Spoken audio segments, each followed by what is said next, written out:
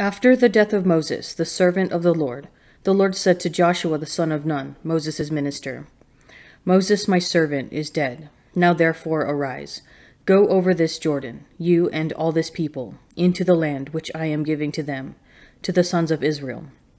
Every place that the sole of your foot will tread upon I have given to you, as I promised to Moses. From the wilderness and this Lebanon, as far as the great river, the river Euphrates, all the land of the Hittites to the great sea toward the going down of the sun shall be your territory. No man shall be able to stand before you all the days of your life, as I was with Moses. So I will be with you. I will not fail you or forsake you. Be strong and of good courage, for you shall cause this people to inherit the land, which I swore to their fathers to give them.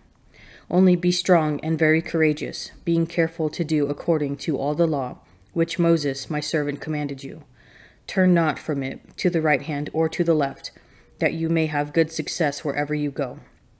This book of the law shall not depart out of your mouth, but you shall meditate on it day and night, that you may be careful to do according to all that is written in it. For then you shall make your way prosperous, and then you shall have good success. Have I not commanded you? Be strong and of good courage. Be not frightened, neither be dismayed, for the Lord your God is with you wherever you go. Then Joshua commanded the officers of the people, pass through the camp and command the people, prepare your provisions, for within 3 days you are to pass over the Jordan, to go in to take possession of the land which the Lord your God gives you to possess. And to the Reubenites, the Gadites, the half-tribe of Manasseh, Joshua said, remember the word which Moses the servant of the Lord commanded you, saying, the Lord your God is providing you a place of rest, and will give you this land. Your wives, your little ones, and your cattle shall remain in the land which Moses gave you beyond the Jordan. But all the men of valor among you shall pass over armed before your brethren, and shall help them, until the Lord gives rest to your brethren as well as to you. And they also take possession of the land which the Lord your God is giving them. Then you shall return to the land of your possession, and shall possess it, the land which Moses the servant of the Lord gave you beyond the Jordan, toward the sunrise. And they answered Joshua, all that you have commanded us we will do, and wherever you send us we will go. Just as we obeyed Moses in all things, so we will obey you. Only may the Lord your God be with you, as he was with Moses. Whoever rebels against your commandment and disobeys your words, whatever you command him, shall be put to death. Only be strong and of good courage. And Joshua the son of Nun sent 2 men secretly from Shittim as spies, saying, go, view the land, especially Jericho. And they went, and came into the house of a harlot, whose name was Rahab, and lodged there. And it was told the king of Jericho, behold, certain men of Israel have come here tonight to search out the land. Then the king of Jericho sent to Rahab, saying, bring forth the men that have come to you, who entered your house, for they have come to search out all the land. But the woman had taken the 2 men and hidden them. And she said, true, men came to me, but I did not know where they came from. And when the gate was to be closed at dark, the men went out. Where the men went, I do not know. Pursue them quickly, for you will overtake them. But she had brought them up to the roof, and hid them with the stalks of flax, which she had laid in order on the roof. So the men pursued after them on the way to the Jordan as far as the fords. And as soon as the pursuers had gone out, the gate was shut. Before they lay down, she came up to them on the roof, and said to the men, I know that the Lord has given you the land, and that the fear of you has fallen upon us, and that all the inhabitants of the land melt away before you. For we have heard how the Lord dried up the water of the Red Sea before you when you came out of Egypt, and what you did to the 2 kings of the Amorites that were beyond the Jordan, to Sihon and Og, whom you utterly destroyed. And as soon as we heard it, our hearts melted, and there was no courage left in any man because of you. For the Lord your God is he who is God in heaven above and on earth beneath. Now then, swear to me by the Lord that I have dealt kindly with you. You also will deal kindly with my father's house, and give me a sure sign, and save alive my father and mother, my brothers and sisters, and all who belong to them, and deliver our lives from death. And the men said to her, our life for yours. If you do not tell this business of ours, then we will deal kindly and faithfully with you when the Lord gives us the land." Then she let them down by a rope through the window, for her house was built into the city wall, so that she dwelt in the wall.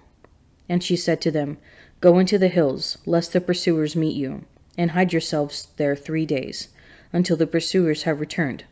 Then afterward you may go your way."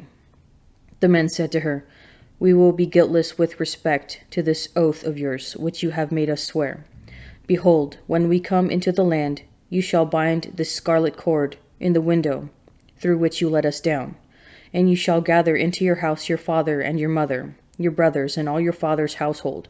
If anyone goes out of the doors of your house into the street, his blood shall be upon his head, and we shall be guiltless. But if a hand is laid upon anyone who is with you in the house, his blood shall be on our head. But if you tell this business of ours, then we will be guiltless with respect to your oath, which you have made us swear." And she said, "According to your words, so be it." Then she sent them away, and they departed. And she bound the scarlet cord in the window. They departed and went into the hills, and remained there 3 days, until the pursuers returned. For the pursuers had made search all along the way, and found nothing. Then the 2 men came down again from the hills, and passed over, and came to Joshua the son of Nun. And they told him all that had befallen them. And they said to Joshua, "Truly the Lord has given all the land into our hands, and moreover, all the inhabitants of the land are faint-hearted because of us." Early in the morning Joshua rose and set out from Shittim with all the sons of Israel, and they came to the Jordan, and lodged there before they passed over. At the end of 3 days the officers went through the camp and commanded the people, "When you see the ark of the covenant of the Lord your God being carried by the Levitical priests, then you shall set out from your place and follow it, that you may know the way you shall go, for you have not passed this way before. Yet there shall be a space between you and it, a distance of about 2,000 cubits. Do not come near it." And Joshua said to the people, "Sanctify yourselves, for tomorrow the Lord will do wonders among you." And Joshua said to the priests, "Take up the ark of the covenant and pass on before the people." And they took up the ark of the covenant and went before the people. And the Lord said to Joshua, "This day I will begin to exalt you in the sight of all Israel, that they might know that, as I was with Moses, so I will be with you. And you shall command the priests who bear the ark of the covenant, when you come to the brink of the waters of the Jordan, you shall stand still in the Jordan." And Joshua said to the sons of Israel, "Come here and hear the words of the Lord your God." And Joshua said, "Hereby you shall know that the living God is among you, and that he will without fail drive out from before you the Canaanites, the Hittites, the Hivites, the Perizzites, and the Girgashites, the Amorites, and the Jebusites. Behold, the ark of the covenant of the Lord of all the earth is to pass over before you into the Jordan. Now therefore take 12 men from the tribes of Israel, from each tribe a man. And when the soles of the feet of the priests who bear the ark of the Lord of all the earth, shall rest in the waters of the waters of the Jordan shall be stopped from flowing, and the waters coming down from above shall stand in one heap." So when the people set out from their tents to pass over the Jordan, with the priests bearing the ark of the covenant before the people, and when those who bore the ark had come to the Jordan, and the feet of the priests bearing the ark were dipped in the brink of the water, the Jordan overflows all its banks throughout the time of harvest.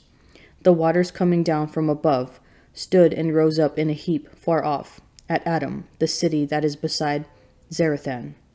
And those flowing down toward the sea of the Arabah, the salt sea, were wholly cut off, and the people passed over opposite Jericho. And while all Israel were passing over on dry ground, the priests who bore the ark of the covenant of the Lord stood on dry ground in the midst of the Jordan, until all the nation finished passing over the Jordan. A Maskil of Asaph. Yet they tested and rebelled against the Most High God, and did not observe his decrees, but turned away and acted treacherously like their fathers. They twisted like a deceitful bow, for they provoked him to anger with their high places. They moved him to jealousy with their graven images. When God heard, he was full of wrath, and he utterly rejected Israel. He forsook his dwelling at Shiloh, the tent where he dwelt among men, and delivered his power to captivity, his glory to the hand of the foe. He gave his people over to the sword and vented his wrath on his heritage. Fire devoured their young men, and their maidens had no marriage song.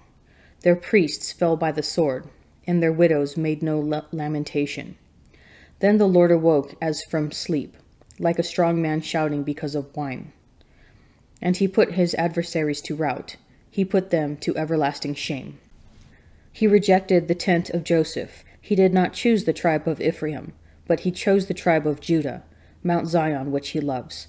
He built his sanctuary like the high heavens, like the earth which he has founded forever. He chose David his servant, and took him from the sheepfolds. From tending the ewes that had young, he brought him to be the shepherd of Jacob his people, of Israel his inheritance. With upright heart he tended them, and guided them with skillful hand. And he went down to Capernaum, a city of Galilee. And he was teaching them on the Sabbath, and they were astonished at his teaching, for his word was with authority. And in the synagogue there was a man who had the spirit of an unclean demon, and he cried out with a loud voice, "Ah, what have you to do with us, Jesus of Nazareth? Have you come to destroy us? I know who you are, the Holy One of God." But Jesus rebuked him, saying, "Be silent, and come out of him." And when the demon had thrown him down in their midst, he came out of him, having done him no harm. And they were all amazed, and said to one another, "What is this word? For with authority and power he commands the unclean spirits, and they come out." And reports of him went out into every place in the surrounding region. And he arose and left the synagogue, and entered Simon's house. Now Simon's mother-in-law was ill with a high fever, and they asked him about her. And he stood over her and rebuked the fever, and it left her, and immediately she rose and served them. Now when the sun was setting, all those who had any that were sick with various diseases brought them to him, and he laid his hands on every one of them and healed them. And demons also came out of many, crying, "You are the Son of God." But he rebuked them, and would not allow them to speak, because they knew that he was the Christ. And when it was day, he departed, and went into a lonely place. And the people sought him, and came to him, and would have kept him from leaving them. But he said to them, "I must preach the good news of the kingdom of God to the other cities also, for I was sent for this purpose." And he was preaching in the synagogues of Judea. Often we feel as though our lives are in someone else's hands, or that our future is at the mercy of circumstances beyond our control. But God is in control, and his order and intention bring clarity and direction. After Moses' death, the Lord establishes continuity in leadership by appointing Joshua as Moses' successor. Joshua recalls God's promise of land and understands it as the basis for the drama about to unfold, the conquest of Canaan. In Psalm 78, we see God's plan for his people opposed by disobedience, but not thwarted. The Lord chose the tribe of Judah, and he chose David. His choice, not the winds of chance, provided a new leader for his people and their future. Even in the gospel, we see Jesus rebuking the demons that try to name him, not because they are lying, but because they are trying to control the situation. Jesus' mastery over them demonstrates that he is in control. How does God's order give direction to your life?